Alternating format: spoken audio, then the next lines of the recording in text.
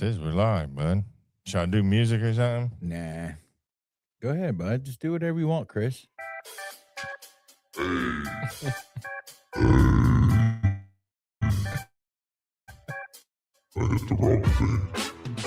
Okay.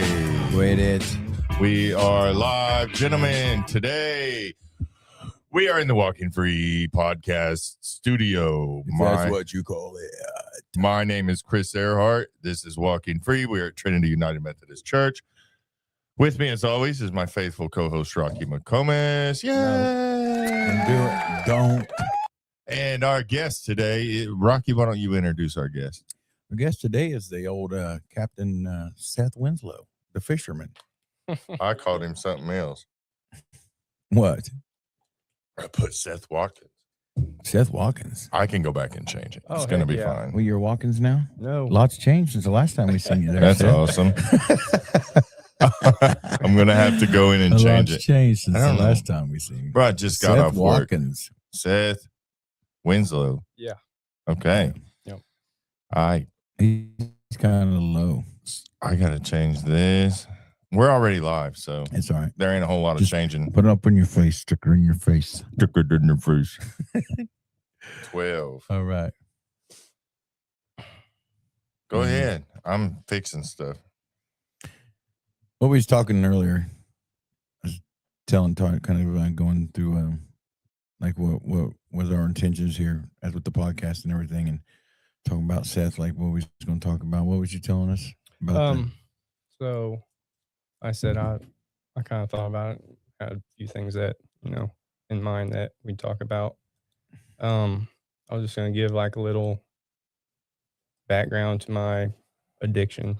Yeah. Come from good parents that are still married today, raised me the correct way. I don't suffer from any like childhood trauma, no sexual abuse, no trauma like that, and I know a lot of addicts that I've, ran into suffer from a lot of that stuff. So I know like something for me that like I've always struggled with is like where my addiction comes from. Like, well, there's no good excuse, for addiction, but No like justification. I don't have any of that. I don't have no trauma. I don't have no bad experience. Mine too. I think I just jumped on the back of a stallion one day. Right, And never fell off. I played sports growing up. Like my drug use didn't start until after I'd already graduated high school. I mean, I drank some beer, like smoked weed throughout high school, but addiction didn't really happen for me until 19, 20, 21 years old. And I don't know, that's something that I struggled with was like my justification for it. Like I don't have no trauma, nothing bad happened to me throughout my childhood, or not even necessarily even my adult life that would make you turn to drugs. I just started experimenting. And I think when I was 18, like I started using Oxycontin at the place I worked. And so I'd every day at like lunch break or whatever, we'd go into the bathroom and snort pills. And the dude that I was getting them from took a week vacation. Well, throughout that week, man, like I didn't sleep, but I didn't know what the heck was going on. I knew nothing about addiction. And you didn't know you was strapped. I didn't know. I didn't know what the heck was going on. He was already a prisoner. Right. He got back, and I told him, I was like, bro, I'm sick all week. Like I called off from work like 2 days because I couldn't sleep. And he was like, you're addicted. I was like, what? And he was like, no, you need this stuff. No, not me. Yeah. No, right, I'm not an addict. Yeah. So that's how that happened. And, I think the first time I really tried recovery, like from about 18 to like 26, it was like pretty dark. In that time, I went to, IV use and went from cotton to heroin. And so I think like the first time that I like really tried was about 26. And I'm 34 now. So that's like 8 years it's been 8 years of in and out of recovery. I've never had more than like 9 months clean at once. I'm getting close to a year at this point, but I just did like 10 months in jail. So I think if I really, I was the same thing. If I really can sit back and think about what was the main, if there was any reason why drugs come into my life and they took over like they did, it's because, you know, I always wanted to be like, it was kind of like my environment. But, you know, I mean, me being who I was, I always thought I was like running things and I was the leader and I was the strong one and I was like in charge of things. But really, honestly, I was just, I was a follower. I just wanted to be like everyone else, and like everyone I run around with did it. Yeah. And then everyone I like all my life just did it. You know, just from the time I was a kid, I growing up, I'd see my mom's friends come over and they were getting high and partying and like having a good time, and I seen how good of a time, and I wanted to be just like them. You know, and I kind of like it was my. I think it was just I was just in that environment. And it wasn't just about being raised there. It's like all the teenage friends that I grew up with did drugs. Their parents did drugs, smoked weed, popped pills, drank all the time. It was just everyone around me all the time did it. And it was just like the way of life. It's just like a way of life. So it was my kind of like acceptance kind of thing. I never really chose a different path. I always followed the path of others. You know, I think that's kind of like where I struggled. But let's talk more about like how many times you been at the Harmony Home? At least 5, probably, if not more. I don't know. That's. I mean, but do you like Do you have any like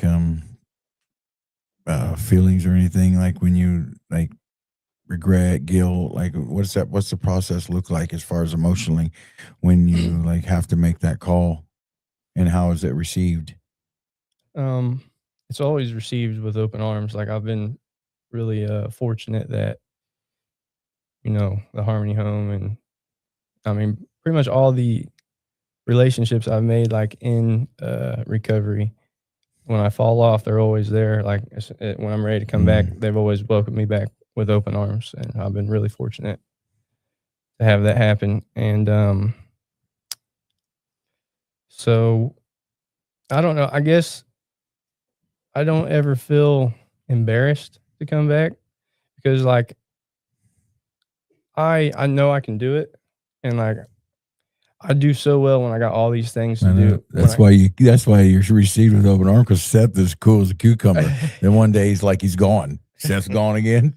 I do good. It's what it is. It's like you don't cause any problems ever. Yeah. Like you're the cool kid, and they like the good kid. Right. The next thing you know, you're off to the races again. Yeah. So I do really good when I got like all these goals to accomplish, or like tasks to do. Like I got MRT, all these meetings to go to, like all these check marks to get, pretty much.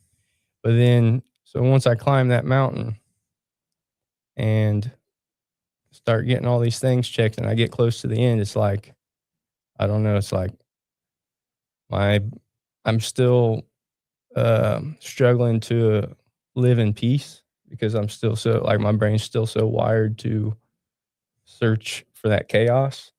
So it's like when that peace is about to come is when I go off the handle again. Do you think it has anything to do with like you feel comfortable around other addicts? Yes, that's very much true. Like I don't know, so when I get clean and I do good for a while, I still like wonder about, the people from my past, and like, what are they doing, and want to help them. Mm-hmm. But then sometimes I think I put myself in bad situations, and yeah. And I'm not strong enough for that, you know what I mean? But I go totally with good intentions, but the road paved to hell is paved with good intentions. So, yeah.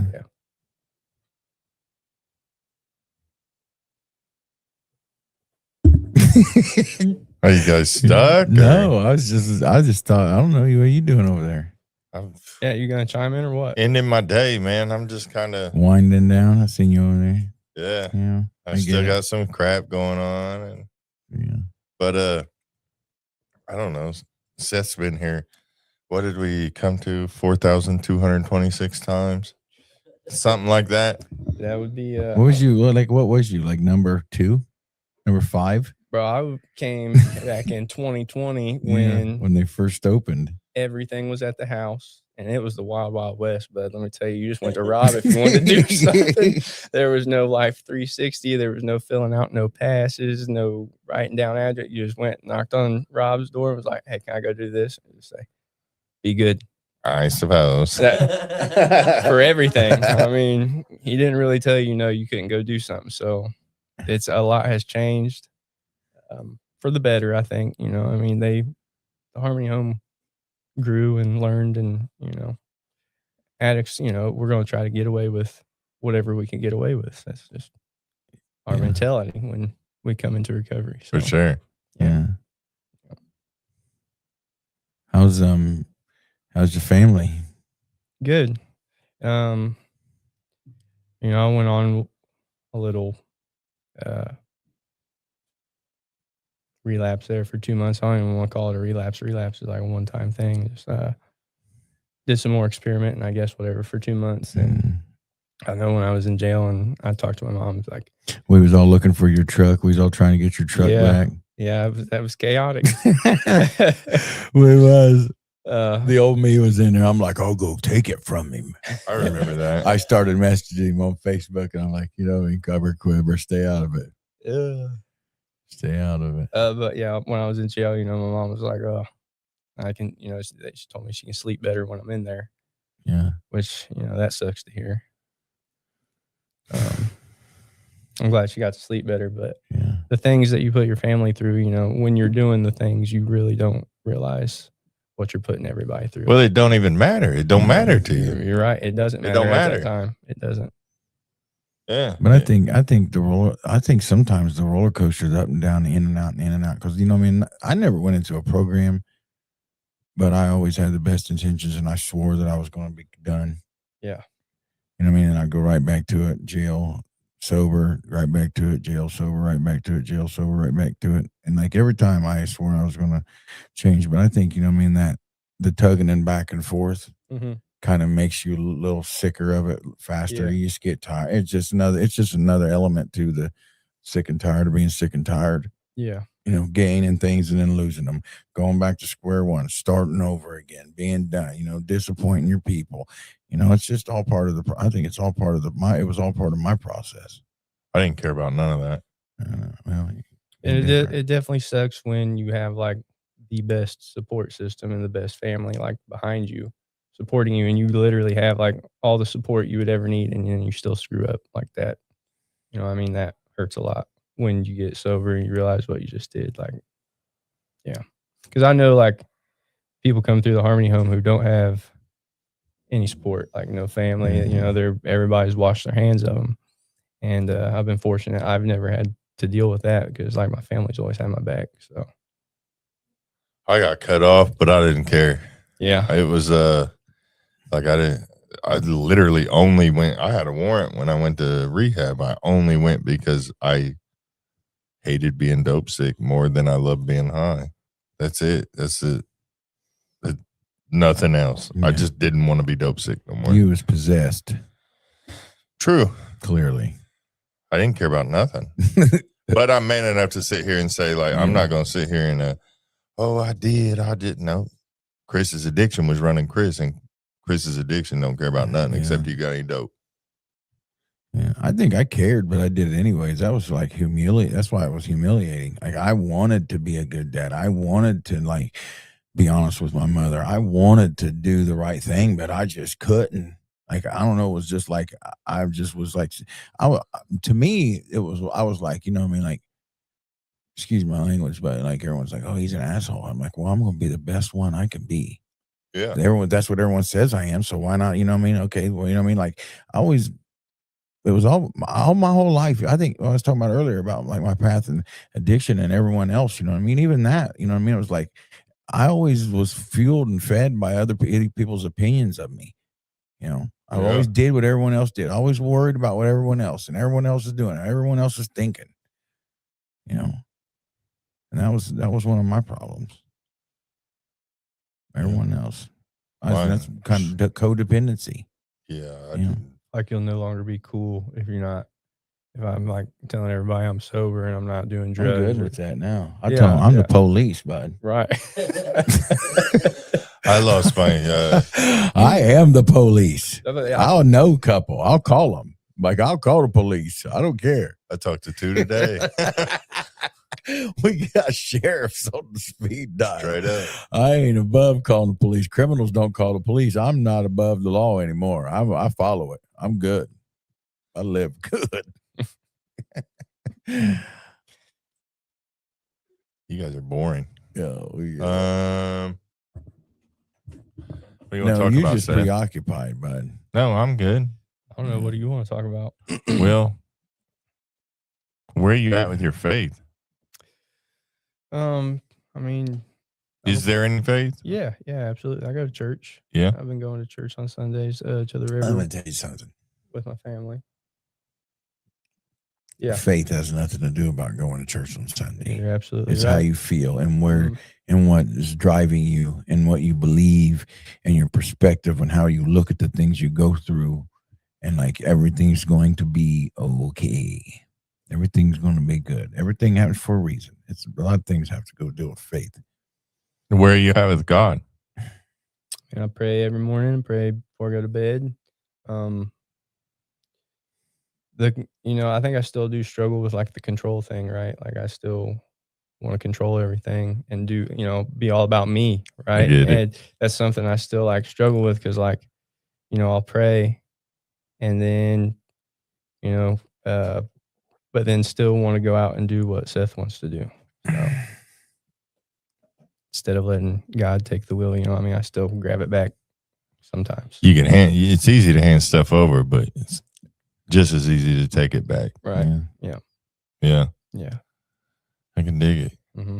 That's where I'm at I with it. get that. Like I don't want to say 1 foot in, 1 foot out kind of thing because I totally, I believe in Jesus Christ, believe in God, but like I still struggle with the taking control, letting Him take control, and just back and I forth. found like though that feeling is a comfort feeling. Yeah. That feeling of what I want to do is where I'm comfortable. Mm-hmm. Everything that I should be doing is going to be uncomfortable for me at first. Like Hebrews 12:11, all discipline seems painful at the moment. You know what I mean? All discipline seems painful at the moment. Like when you start trying to change who you are and like your actions and the way you act and like, like try to stay away from like your sinful desires and things and lust and anger and resentment and greed and like, coveting and like, being like jealous and envy of others and things like that. Once you start like whittling those things away, it has to produce a harvest of peace and righteousness. Like, once you clean your conscience and you start doing the right thing and it becomes part of the program, Mm-hmm. it's no longer struggle. It brings you peace because it's like you don't worry or stress out about anything no more because you're just doing you. You know what I mean? You're just doing you. Well, I think I also struggle with like forgiveness a lot. As far as like forgiving myself, like, I still have a lot of guilt and shame for the things I've done. And I've tried, to forgive myself. Sometimes I think I do, but then deep down, I still beat myself up about it. Just trying to be like a good son or a good brother. And it's like I've made all these mistakes. So it's like, I still have those thoughts. Like I'll never be a good son or a good brother or a good uncle. But because of those things, I feel it. Yeah. I'll never be a good dad. That's in my head. Yeah. Mm-hmm. It's weird, you know what? but it's like there. Like you can't just act like it's not there. Right. That's dangerous. But I can relate with what you're saying. Yeah, and love others as you love yourself. Though you have to be, it has to be internal at the beginning. It has at first, like, my son really. We've never talked about like how I like what I did to him during my addiction. We've never talked about it because honestly, I feel like only thing he really wanted me. he really loved me, and my mom same way. They genuinely loved me, and all they wanted for me to like love myself, get my stuff together. Yeah. I can't be anything for anyone else until I have become something for myself. But one more thing before I forget it. But we've said this many times, and Chris agrees with me. We both agree. And you talk about anyone who's got any recovery and like quality of life is like the only thing you're really going to do right in your journey is be consistent. That's it. That's the only thing you have to do is consistently do better. Yeah. Just keep plugging away, man. Just stay sober. Stay away from, communities. Communities, one of the biggest things that I have like today that I never have, like sober people, like, even the people that I hang around with that do drink and like, are not like 100% sober. Like they don't really like, if they go out to bars, they don't invite me. I don't do them activities with them. Yeah. Even if I'm around and they do a drink of beer too, but no one really gets hammered, drunk, on a cookout or something. But I'm at that point now. Like the things don't bother me. You know what I mean? But you just got to be consistently move in that direction. That's it. Well, I know like my family's even told me like, they've all forgiven me. Like they just want me back. You know what I mean? And so like, there's nothing that they did or could have done or could do, like, or anybody. Like I even went to probation yesterday and they was like, what do you need from us? I'm like, there's nothing that nobody can do for me. You know what I mean? There's nothing. I don't need it. I'm not saying I don't need anything, but like whatever it is that I'm still struggling with and trying to figure out, nobody else is going to do it. It's just going to be me. Yeah. Can you imagine, how many people, like how many parents have lost like children to this and like constantly live with that, on a daily basis thinking like, what could I have done? Yeah. And there's really nothing. Until I was totally sick of it, I wouldn't have done anything for anyone. Somebody told me one time, well, you just got to love them. Well, no, you don't. Like that's saying like my son's love for me wasn't enough. Yeah. That's like saying my mom's love for me wasn't enough. Their love was enough. Mm-hmm. I just didn't. I don't know why, but I just didn't. It wasn't attractive to me. I was in the spiritual and mental part of addiction, the disease aspect of addiction. It's not like so much as a physical disease, it is a spiritual and mental one. It becomes who you are, like the way you think. Mm-hmm. It's crazy. That. You have to change. You have to change your process. Either you're going to change or stay the same. Make a decision. I know it's a cold game. Sorry. Yeah. But that's real. Like that's one of the things that got me to where I'm at. It sounds funny, but changing my music up. And it's not like when you get sober, you like, and you start living, it's not like when you start living like a life and a life that you can be happy with, that you do not feel, or you do not have these feelings, or you do not have these impulses, if you do not have like things that trigger you sometimes. Like I didn't want to like, when I changed, I didn't want to just like stop getting high. I wanted to stop going to jail. Yeah. I wanted to stop ruining my relationships. I wanted to like become productive. I wanted to have something in life. I like nice stuff. You know what I mean? And I was like, every time I would buy something, I'd keep it for a week and then I'd sell it and trade it for like half as much the value that I paid for it to get, everyone knows. Yeah. But you know what I mean? Like I wanted to like live a different way. And it's not like, and it was all part of it. You have to like, I'm going to say, I had to leave it all there. I had to leave it all there.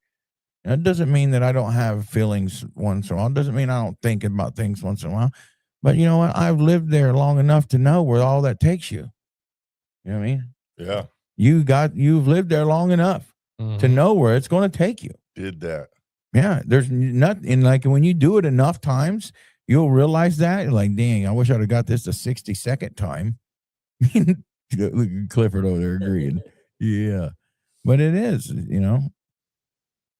it's crazy how it's, what is it? I rack my mind sometimes thinking about things like this. I'll sit around thinking like he's trying to justify why or how it happened, and like I don't, when it comes down to it, I tell myself, I don't need to know. Only thing I need to know is I'm going to do today. Yeah. Only thing I need to know is like, I got this. I'm moving forward. I'm not like, I'm trying to get so far away from that stuff. I don't even think about it anymore. I mean, I'm not cured by any means. I think the only thing I want to hold on to and keep on is that feeling of despair that I once felt. You know what I mean? That feeling of like helplessness. I think that's what drives me. Like the homelessness, the helplessness, the broke, the having to like kiss people's butt behind, or to like feel like I'm a burden on people. You know what I mean? That feeling. Sleeping on somebody's couch when you know they don't want you there. Yes. You know what I'm saying? Awful. Those feelings and those memories push me to like do better every day.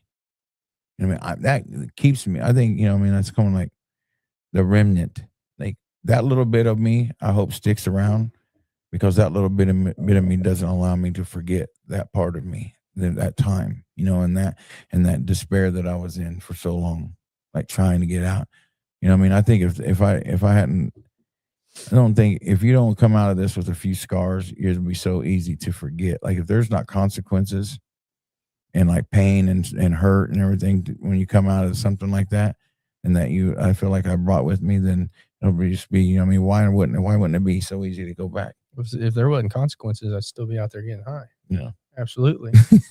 There has to be. I'm going to agree with you, because I think that if I could be perpetually high for the rest of my life with zero negative consequences, I love being high so much that I did it for 25 years. Yeah. You know what I mean? So it wasn't like I started trying to get into recovery because getting high wasn't fun anymore.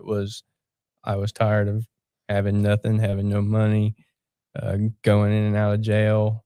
That's what pushed me to recovery, not because like drugs just weren't no fun anymore. I mean, it was the consequences. Spending $50 a day to just not be dope sick. Yeah. I got tired of being worthless. I got tired of feeling worthless. I got tired of feeling like I'd never amount to anything. I got tired of like feeling like everyone looked at me that way. Yeah, I was just cool. I was cool with being worthless. I just didn't want to be dope sick. I'm serious. I was cool with all that. I was cool with not having a job. I was cool with begging my mom to let me sleep in her backyard without a tent. You know what I mean? Like, and she said no, I'd do it anyways. But yeah, like I was, and that's what's crazy, bro. Is like, I think right now, like, there's no way I could do that. There's no way I could be that. And that's what I think God did for me, is just, but if I didn't go through all that crap I went through, and I didn't feel all that stuff I felt, bro, I would not be any good at what I do today. Yeah. At all. You have the power of empathy. You understand. I get it. You get it. Yeah. My remnants are on my arms. I can't never get away from them. Yeah. I'm glad I got lucky. I got one. Mine, it's like really bad, but when I'm standing there at my job, like explaining to whoever, whatever I need them to realize, it could be a client that's, oh, you don't get what I'm going through. And I'm like, bro. And then that's an automatic click. Have you ever been in prison? No. When I'm standing in a probation office, I am like the hope. Boy, I'll be showing them mugshot pictures, my rehab picture. Like, I'm the hope. I'm what you get a probation officer that's like, oh, I want my client to meet you. Yeah. And it's like, I'm low key blessed. I've gotten in the past month 6 people directly out of jails into treatment. Well, if you and me were to have that encounter, it'd be like, okay, this dude walked on my side of the street. Yeah, you know what I mean, he knows exactly. what it's like over here. Yeah, I mean, I walk it out, talk it out, live it. You go and talk to a probation officer. They don't know. They went to college. They try to know. They try to know, but they just, it's not the same. That lived experience, man. That's why peer support's so popular. That's why peer support works so well, is because of the lived experience. We share that. No matter what, you fish, I don't. Yeah. We got all kinds of differences between us, but I know the one thing we do share because we both got lived experience. Absolutely. We was having a Saturday meeting one time, like just not long ago. You was sitting, I don't think you was back at. Was you here yet? No, he wasn't. Yeah, when this new guy came in and I was talking, and this dude was like upset, clearly, wasn't he? Bad. And he was like, It was rough, yeah, he dude. was like, you don't understand me. I'm like I don't have no street cred. You know what I mean? Like I was thinking, well, thank God it works. You know what I mean? Like he can look at me and think that I'm like. He said, have you ever been to prison? Then you can't tell me nothing. And I'm like, oh no. you know what I mean? know. But I'm saying, thank God. Like I don't look like I've struggled. I thank God I don't look like I've been in that despair. Thank God, like when people look at me, they don't see that in me no more. Yeah. Thank God it works. For sure. It works. Amen. It works. You know what I mean? It works. Got him. Got him. I said, brother, there's a county of people just south of here that would beg to differ that I caused chaos in for 44 years of my life. You know, it's amazing. It's amazing with some cleanliness and God and, you know, recovery and, you know, yeah. What is it like? You know, say if something. Say, you know, like if there's somebody we have people in like Japan listening, Russia listening. They're all over the place. Philippines. All over the place. They're like 70,000 views or something like that so far. We got 10 episodes or something like that. I'm getting a call from an 800 number. Ooh. Spam. If I had it hooked up, I would have answered and show you guys what I do to spam callers. Like for real. That would have been awesome. I answer the phone. I go, thank you for contacting the Walmart account activation line. My name is Chris. How may I help you? They're like, hello? It's fun. I have fun with it. I'm going to steal that one. I answer every spam call I get. I made my phone like, it was sending them straight to like voicemail or blocking them or whatever. And I'm like, we ain't doing that. I love it. Yeah, I'm definitely going to steal your I get some joy out of it. But like thinking about where you're at and what, and like, if you was, you know, you said you want to help people. So like when you get a little sobriety and that gets you in trouble, like, if you could help people, like if you had like 5 minutes to give somebody some advice or something, and this was your opportunity, like what would you say to them to either, you know, like to help them? I mean, like what would be the realest, most vulnerable thing you could say to somebody that you think would maybe help them like change their mind or get into some treatment or go back to treatment or go through that process again?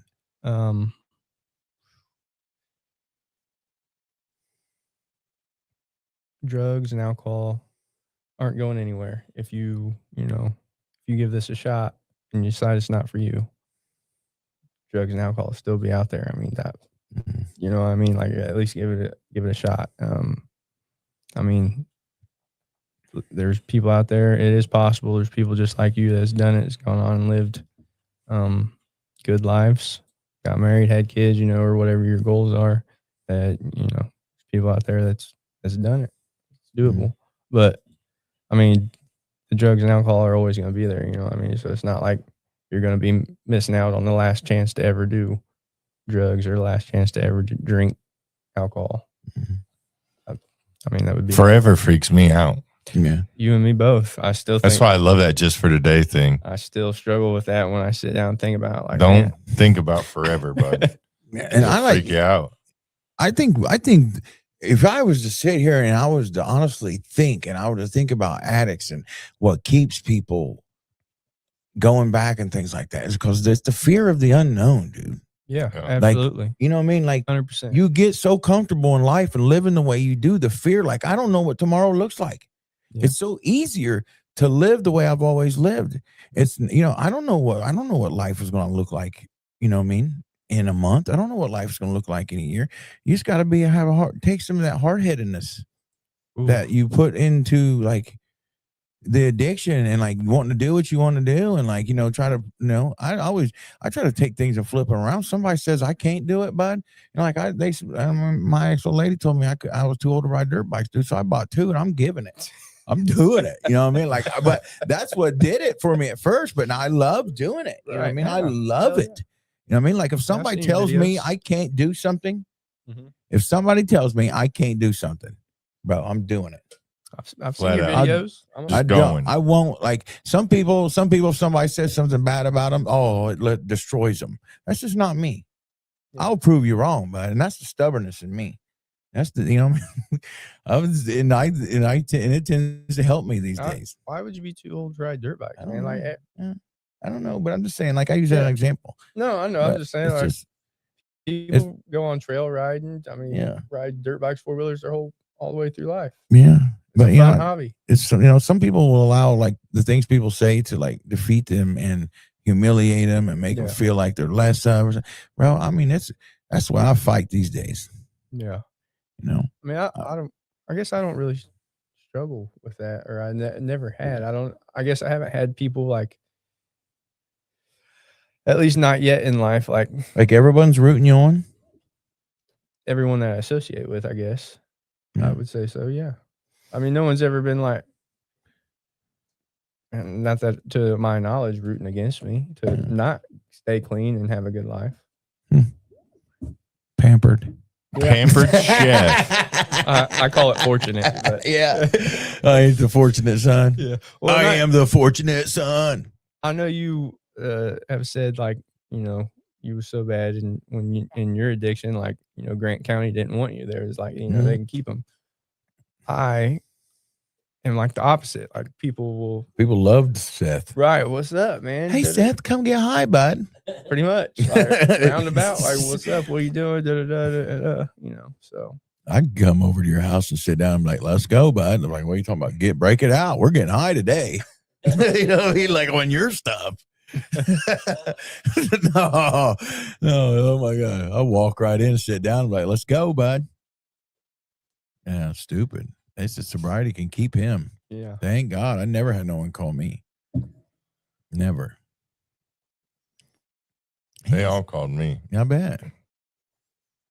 I was the Seth guy. Yeah. That everybody wanted to hang out with. Everybody wants to hang out with you. You are the party. Yeah. Straight up. You know what though? It's the same way in recovery. Yeah.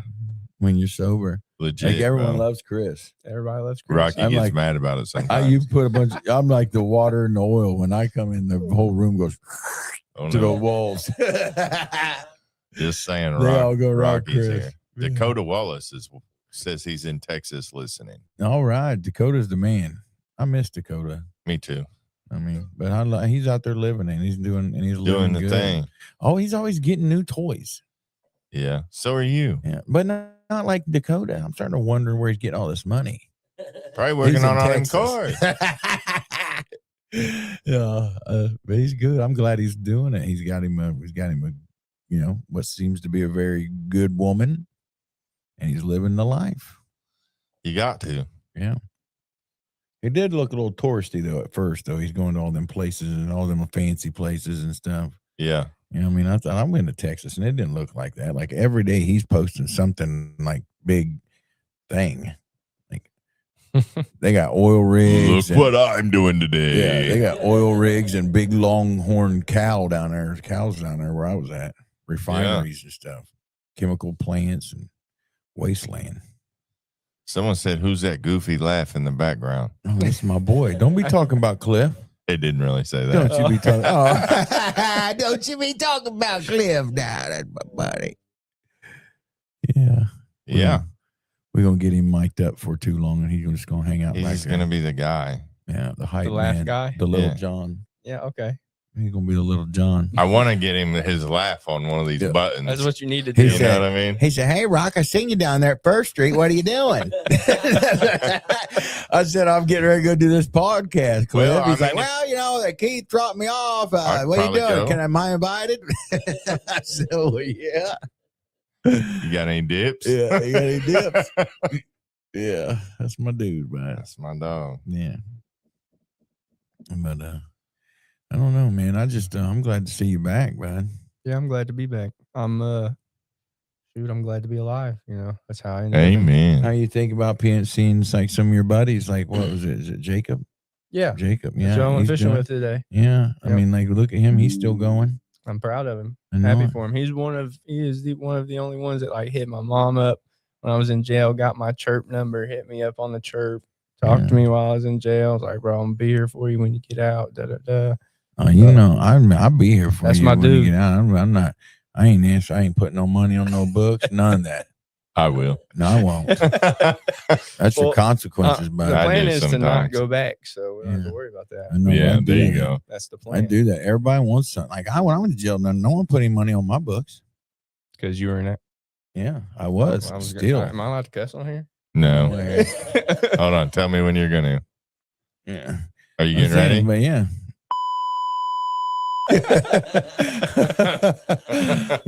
but you know, I'm serious. Like no one, I don't do it. I think jail's like your consequences to me. Yeah. Yeah. You know that if jail was easy, you'd keep going back. Jail was easy. Yeah, It was pretty easy. for people who everyone likes. That's me. Oh, it's Chris. High Let's five. throw him. Hey, Chris, you want to get in on this slam? You know what I mean? Hey, I ain't got nothing. I don't care. You know, my mom put $686 on my books today.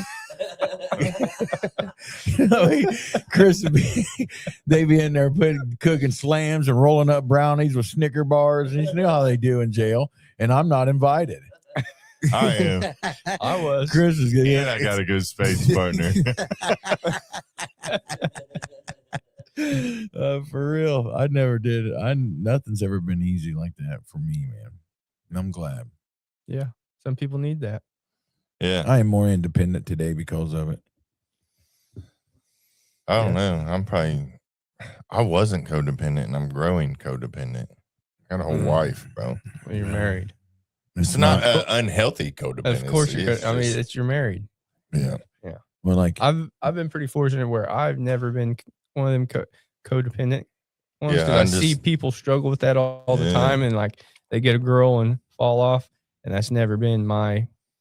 You just fall off because you're gonna get high. That's it. Yeah. It's not because a girl pulls me or anything like. So like I've been fortunate that has not been my struggle because I see many people struggle with that, and I don't know anything about it, so I can't speak. I think like codependency can also be just general in relationships, like people who seek affirmation from others, and like people who find their value in like how other people view them, like people who think so highly of other people's thoughts and the way they value them. You know what I mean? It's like when people sometimes I think codependency has a lot to do with the way people look at themselves and how they view the way other people look at them by the way they, you know what I mean? Like if you didn't think very highly of me and I allowed it to affect me, or if I felt had very low self-esteem and I needed you to like tell me, hype me up all the time, you know what I mean? Right. You did a good job, Rocky. Yeah. You know what I mean? Like Stuff like You that. need attaboys. Yeah. I need somebody to tell me you're screwing up.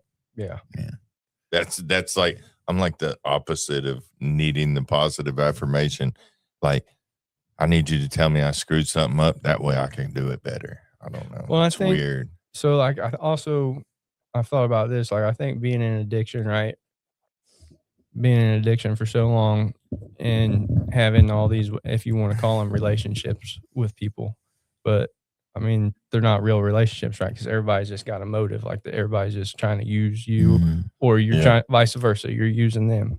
So, and like I recognize that, and so it's all fake, right? We're not really, and that still carries over today in recovery. Like I still like, I mean, me and Jake's cool, and that's like been one of my solid relationships. But like I still look at like all the relationships I make are still like almost fake. Like well, it is like when you start relationship good with somebody and you start getting close to somebody, you know what I mean? It's kind of like you're expecting like something to happen. Yeah, I'm like it's hard to get out of, bud. Yes, I do struggle. And it's with just that. and it's trust, and like but the way I think about it is like I have to love myself enough to not allow this to be the end of me. Yeah, especially in like romantic relationships. Well, I'm not saying I think that's what causes me to relapse, but I think it's a barrier because like you talked about community and connection, right? And I still struggle with like building a solid community. This ain't real anyways. Right. Ding. I don't trust Gone. I don't really trust nobody Like, to let them in my circle like that. But you know Yeah. what? You know why I tell everyone it's good to like just go out there and meet new people, because you know when you go out and meet new people, Yeah. If I met Seth today, I would know nothing about. I would know nothing about what you have in your mind. I would know Seth as what you gave me from this point forward. Right. I would know you from today on. Who you are is what you do today. Yeah. What you present to me is how I'm going to know you and understand you.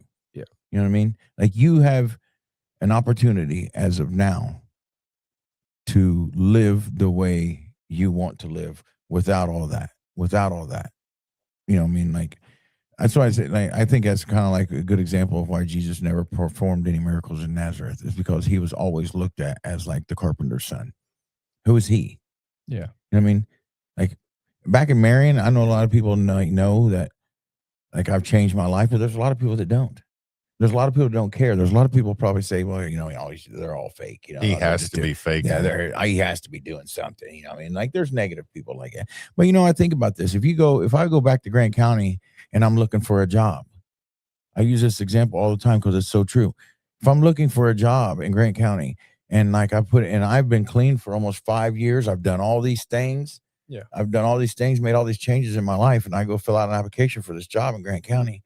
And then guess what? Like that goes to human resources, and somebody then human resources probably knew me from years ago. I'm like, oh, I'm not going to mess with them, because I'll always be that person to some people. Yeah. You know what I mean?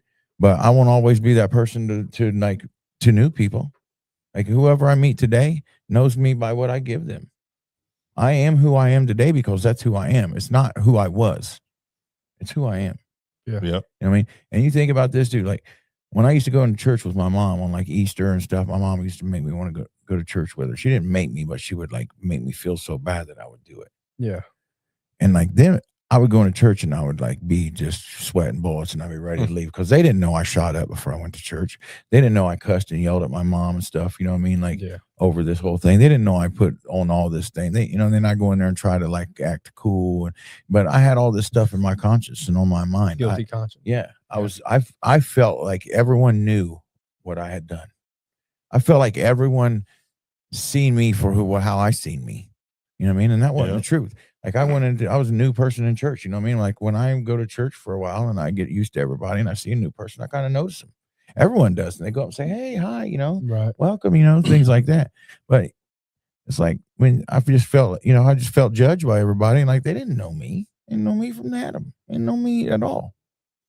But I knew me. And that's what I had a problem with. I struggled with. I knew me. I knew what I did. I knew all the things that I've done. I mean, but like I think you get past that by just, you know, don't live that way no more. You know, you don't live that way no more. Like you can look for me where you found me 4 years ago, but you ain't gonna find me there anymore. Yeah. I don't live there no more. Ain't no guilt. I skedaddled. Yeah, done. But it's the same way. It's the same with today. What was I gonna say? Never mind. I'll think. I don't live there no more. No, it's yeah, I don't live there no more. I forget what I don't. I was just trying to say that maybe it would have hashed it up. But yeah, like you can look for me where you found me 4 years ago, and you won't find me there no more. So how did you get it over your guilt and shame?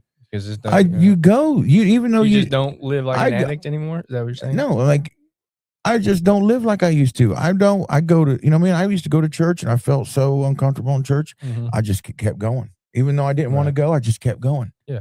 You keep going. Yeah. It's easy to go to meetings because you're made to.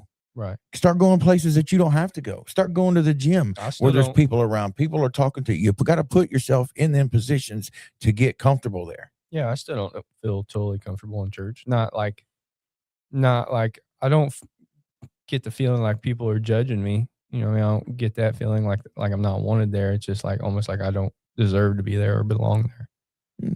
Well, you know, anyone who wants to belong there belongs there. Yeah, that's just for me though. You know, I mean, like something I still. I know, but just it's unusual. It's not typical for you. It's unusual. You know what I mean? Like you go to 4B, you go to jail in 4B, and you'll feel more comfortable than you do in church because you know so many people there. Yeah. Facts. Period. Even though you're in jail and a prisoner now, I feel a lot more comfortable here than I do if I went into a church full of people I didn't know. Yeah. It's normalcy. You know what I mean? Like it's the unknown. Change sucks even if it's for the good. Mm-hmm. Change sucks. It's uncomfortable. Makes you nervous. Yeah. You know, and that's people want to stay comfortable. You know what I mean? You want when you wake up in the morning, it's cold in the house and you're under the blankets. You don't want to get out. You know what I mean? It's cold. You know what I mean? Like you want to get up underneath. Everyone seeks comfort. Yeah. Everyone seeks comfort. You know, you just got to get out your comfort. You got to expand your comfort zones. Yeah. I mean, dude, I agree. I'm like all over. I walk in any room now, but like Oh yeah, we know. You know what I mean? I do. I don't care. I don't care. I'll go anywhere, dude. I don't care. I'll go anywhere now. Straight up. It's part of it. It's part of the process. As I know, I can only teach people the part of the process that I know. I can only help people with the part of the process that I went through and how I got to where I am. Right. You know, Britt has an answer for you, kind of. What? I struggled with a lot of shame. I couldn't ever get myself to say I deserved a better life. It took small steps. One day I started with who I am right now doesn't deserve it, but maybe I can become someone who does. Yeah. That's pretty good, Britt. Yeah. Thanks, Britt. yeah. And forgiveness, and giving, God says, you know, you have to forgive others before He forgive you. And you think about and I had to think about I was holding all these grudges on all these people who done things like the same thing I done. You know what I mean? Like people was mad at me, like a Cliff. See, Cliff used to steal off me all the time.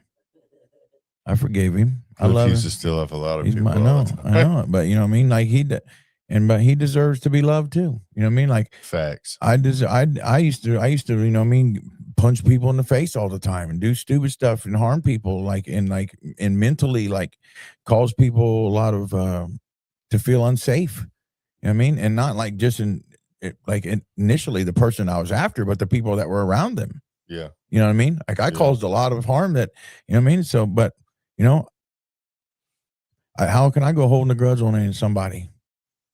You know what I mean? I forgive them, so He forgives me. Like I'm rolling. I gotta feel like it's kind of like a judgment thing. I'm no better than anyone else. I have to, you know, go and move on.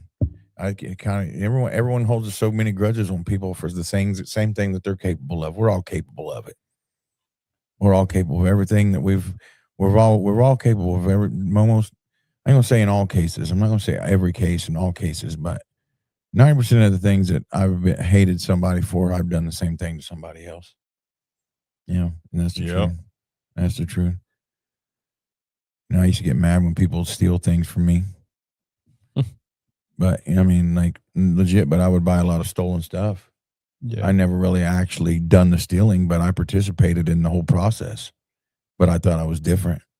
I didn't think I was a thief, but I was. Yeah. You know, and that's just as growth and to seeing things, you know, when you begin to see things like that, it's so much easier to start to forgive others. Yeah. 100%. You know, I feel like if I can forgive others, how can I forgive? How can I be forgiven if I am capable of forgiveness? You know? Yeah. It's almost impossible. Yeah. Straight up. Bro. I don't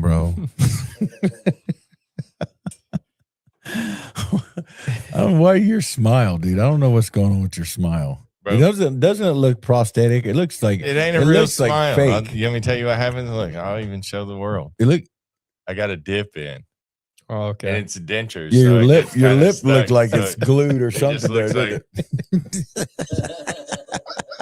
Oh shit. It did, yeah. Oh, it did. It looked weird when he smiled, didn't it? Yeah. I got a dip in. Like he was fake. I guess. Look at. It's fake, bud.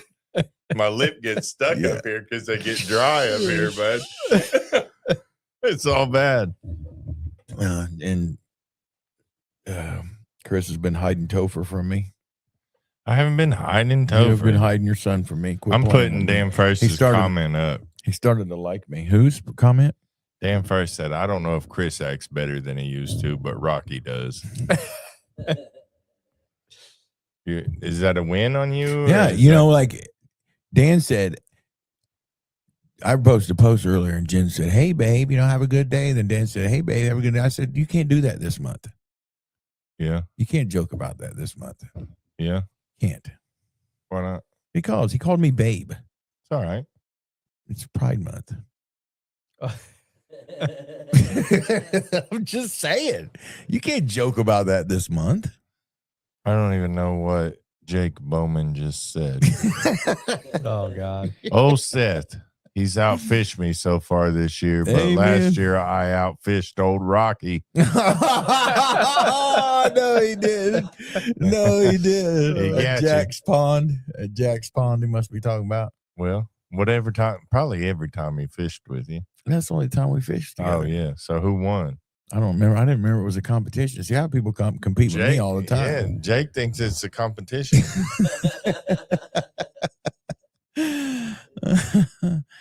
Yeah, but anyway. Jake, you still owe me $5, by the way. Jake, you owe him $5. Jake also says he has the picture to prove it. All right. Are you serious? I don't I don't know. even know what he's even talking about. Put it in the comments. Yeah. I want to see if it pops up. I'm trying to see something. Yeah. Put it in the comments. Put it in the I want to see it. I don't even know what he's talking about. Me too. The catfish he caught? I don't know. And we threw it. Yeah, he caught a catfish over in Jack's Pond, I think. Did you catch one? No. Oh, well, that's probably the picture then. Yeah, maybe. But I think he caught a catfish, and we put it in Jim's pond. Took it out of Jack's to put it in Jim's.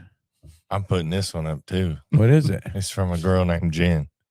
Nuh-uh. Oh yeah, she beat me. Rocky knows all about being outfished. Yeah. Me and Carson and Hope and Jen went fishing the other day, and both the girls caught fish, and we didn't catch anything. You'll have that. The girls caught big bass. Well, but I do better. I gave her the worm. You did? Yeah, the weedless worm. No, quit. You're nasty, dude. I was like, it was legit. I'm just like, You looking at me? I'm like, what are you talking I about? promise I just look like this. My lip is stuck. No, there's this pond and it's full of grass. Okay. And you got these little worms that have like 3 Stop. I'm not mature enough. I know you're Sorry. not. Look, Okay. Clifford ain't even laughing. You are. Ready? Go. Clifford's out matured you. Tell me about the little worms in the pond. I'm not, dude. I'm not. I know what you're talking about. It's Okay, got Seth's a fisherman. He knows. yeah, I know what you're talking about, but just, Okay. Yeah, just- they're gangster, bud. Gangster worms? Yeah, I told Jeff, my buddy Jeff, I was like, we're going fishing. You want to go fishing? He says, nah, me and my family don't involve ourselves in contact sports.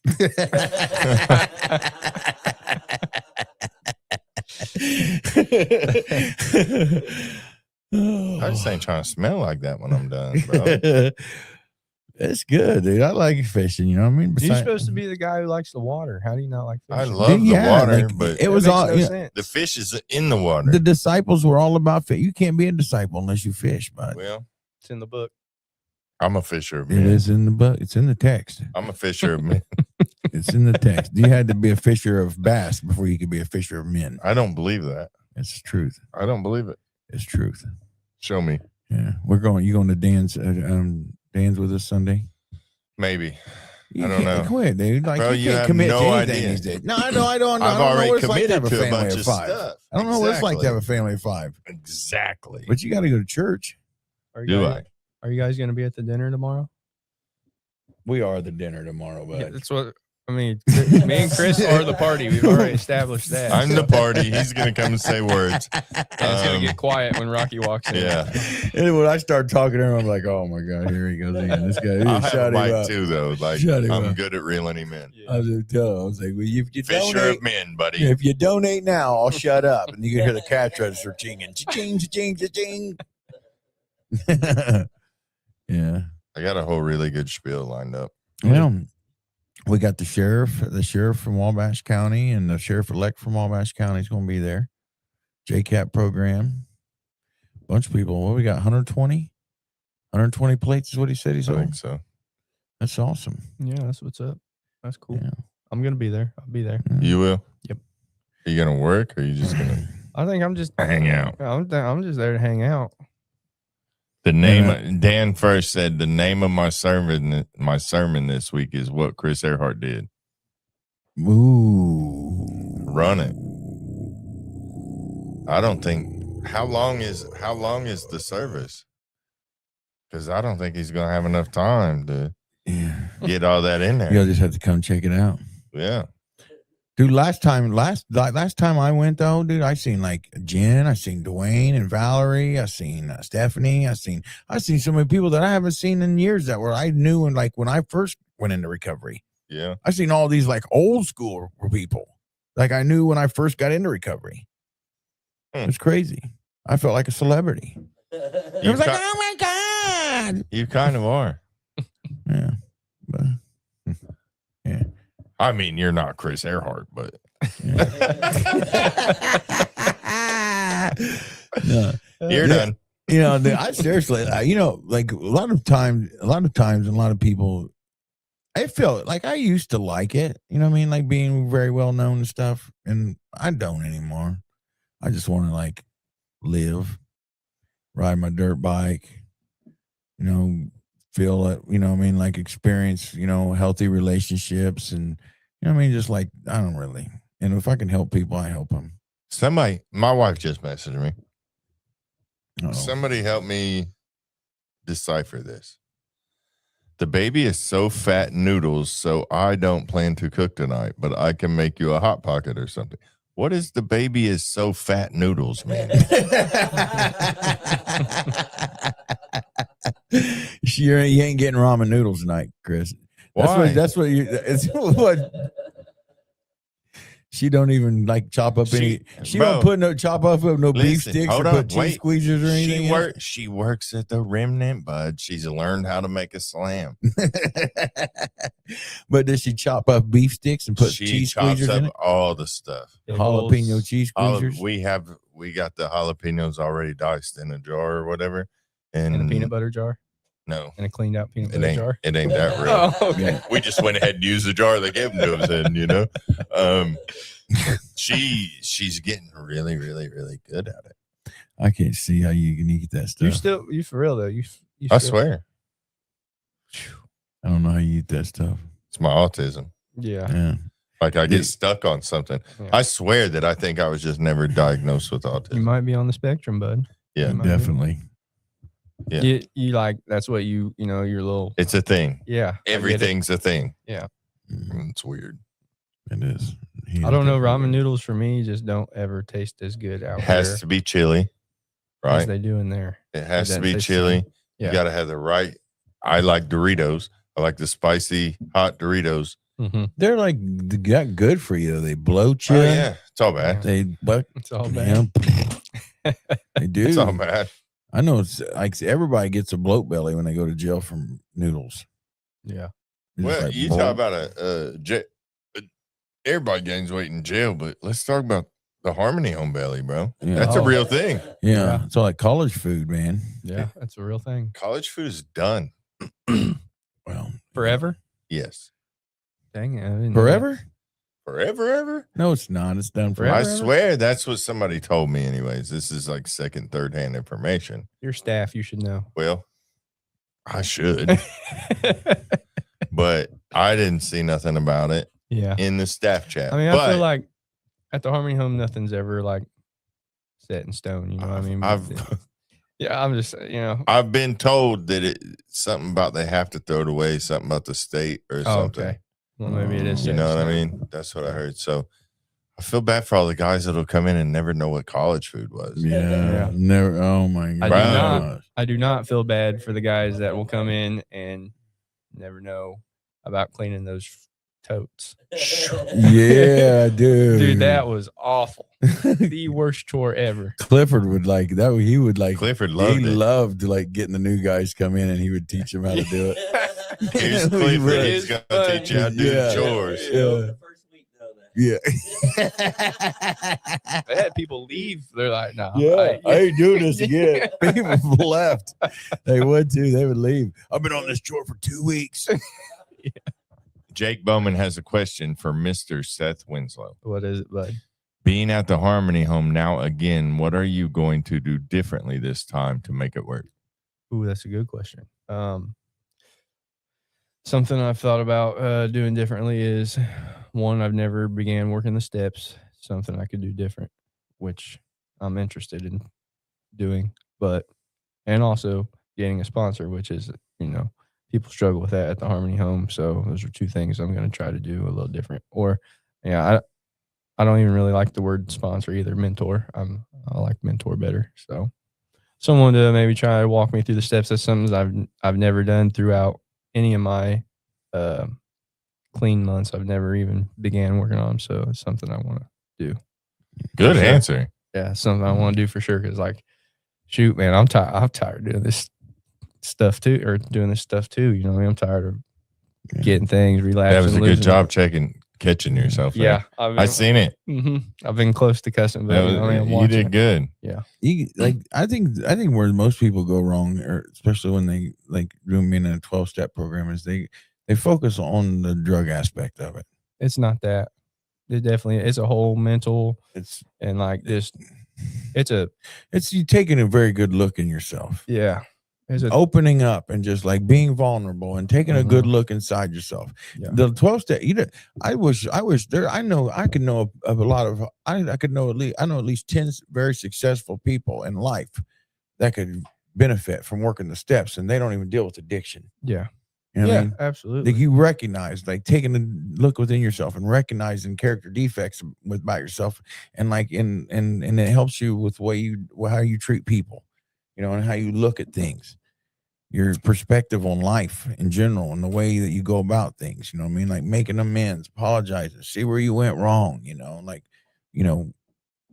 It's a whole thing. It's to everybody it's drugs and drugs and drugs and drugs. Stopping using and getting high and drinking is that's the first thing, and that's bare minimum. That's not even the problem or the issue. Yeah, right. It's just getting the obstacle out of the way. Yeah, right. Now let me start feeling these feelings. Right. Yeah. Yeah. We are at an hour and 7 minutes. Ooh. Oh. Is that it? So what's that mean? He's just listen, bro. He's awkward like that, man. He's awkward like that. No, I just. Well, you have Clifford. You got anything you want to say to Seth? What's up, Cliff? So, get up there by the mic. Cliff, get over there by the microphone. So, I don't know. Here, sit down, Put him on the spot, bud. Put him on the spot. Go over and tell him. Go over and do What's up, Cliff? So this time, are you gonna stick it through?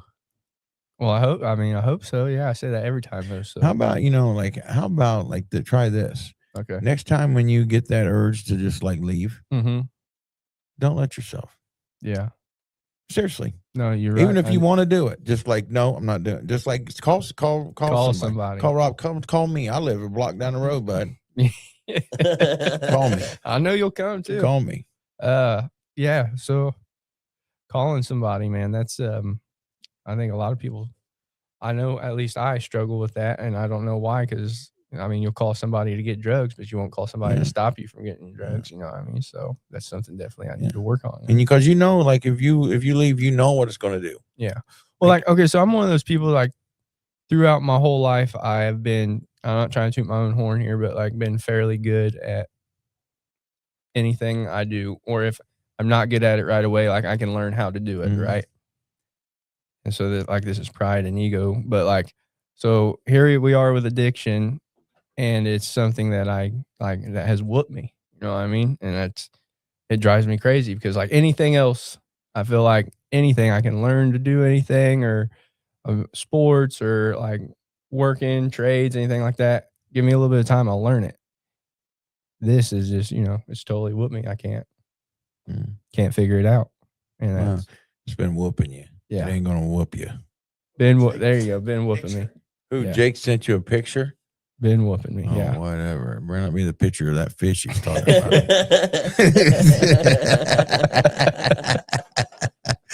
What is it, Cliff?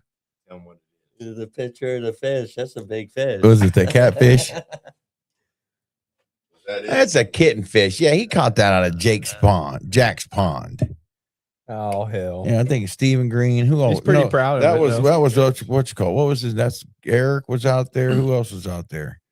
The one boys from Muncie. Donovan. Yeah, and Donovan. Jace, Yeah. Or Yeah. Taylor. I was here around. Taylor, remember Taylor? Yeah. Maybe that was his name. Donovan's one of them. From Yeah, Muncie. Donovan. Yeah. I've been here. Yeah, I know. I do everybody. At least a couple weeks through everybody's face. What was his name? Taylor, the staff member. He was like, "Bro, how do you have that shirt?" I was like, "Bro, I've been here, dog. I've been here. I've been here since they rolled the stone away, bud. Yeah, Since the beginning. That's what's up. You gonna roll us out, Cliff? What do you mean? You want me to do it? Yeah. Oh, Cliff. All right. I'm back. Clifford took my spot just for a minute. We're going to what are we gonna do? Let's clap for Cliff. Clap for Cliff.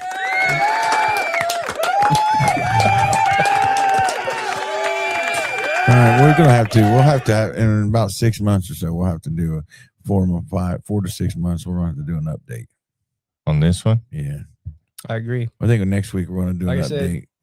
When Rocky showed up 2 weeks ago and asked me to do it, I was like, I wasn't prepared, but like it's something I've always wanted to do. So You did it. I did it, and I would definitely come back. in a You'd few be on months. Spotify in about 20 minutes. Bet. Yeah. Yeah. That's, it's good. Yeah, I honestly feel that's why I talk so much. I honestly feel like once I talk about it, it loses its power over me. Yeah. Seriously, I don't stress about anything because you can't say nothing I ain't already said about myself 50 times. Yeah. Well, I know. Okay, what's new? I had there was a girl that I know. She applied for. She works at this recovery place, and she was dating this dude.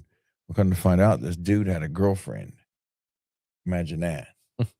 This dude had a girlfriend and found out that she was dating her boyfriend. Well, she called her and told her that she was going to call her boss.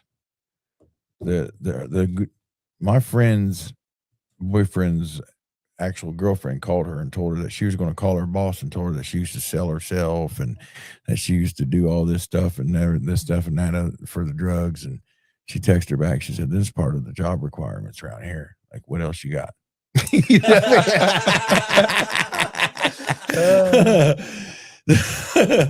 That's part of the job requirements. You know what I mean? That's how I get up here. That's how you know what I mean? Like, you can't use my past against me up over here. What else you got? Yeah. She said, "You can have him." Good stuff. Any parting words? It was fun. Thanks for having me on. I appreciate it. Bro. What's up? You got anything? No, not really. I'm good too. Sounds good. You ready? Yeah. Let me do it. Yep. Later. We out.